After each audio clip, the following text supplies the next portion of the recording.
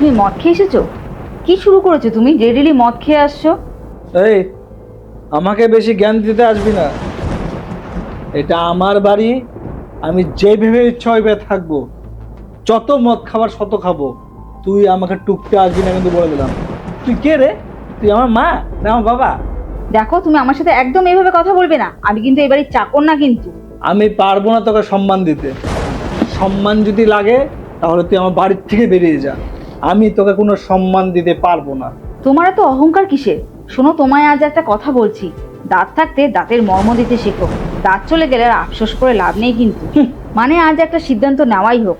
তোমার পরিবারের মা বা ভাইয়ের কাছে ফোন করো। ফোন করে 5,000 টাকা চাও। যদি কেউ তোমাকে টাকাটা দিয়ে দিল, তাহলে আমি কথা দিচ্ছি কালকের থেকে মদ খাওয়ার টাকাটা আমি আমার পকেট থেকে দিব। আর কেউ যদি তাদের মধ্যে টাকাটা তোমাকে না দিল, তাহলে তুমি কালকের থেকেই মদ খাওয়া ছেড়ে দিবে। চ্যালেঞ্জটা রাজি আছে তো? তুমি আমাকে চ্যালেঞ্জ করছো? তুমি দেখবে আমি এখনই আমার মাকে ফোন করব, আমাকে বাড়িতে এসে টাকা দিয়ে যাবে। তুমি দেখবে, দাঁড়াও। হ্যালো মা। হ্যাঁ বাবু, বল। বললাম যে আমার ইমিডিয়েটলি 5,000 টাকার দরকার।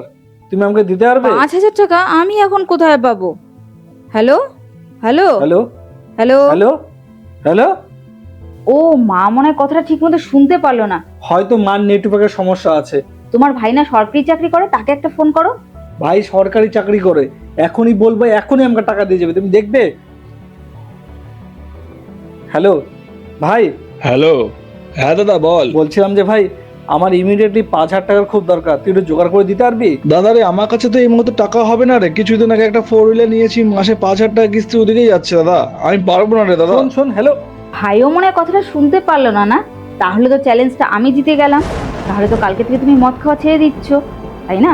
এই যে কিছুদিন আগে তুমি হাসপাতালে ভর্তি হলে, তোমাকে 3 বেলা নিয়ে আমি দৌড়াদৌড়ি করলাম।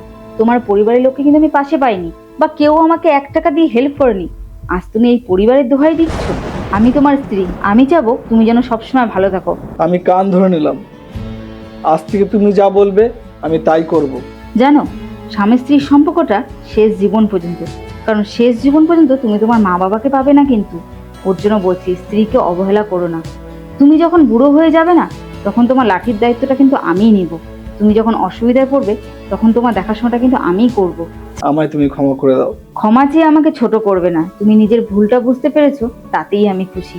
শুধু তুমি নয়, সমস্ত পুরুষ মানুষকে বোঝা উচিত যে স্ত্রী একজন শুধু পুতুল নয়, তাদেরকে সম্মান দিতে শেখো।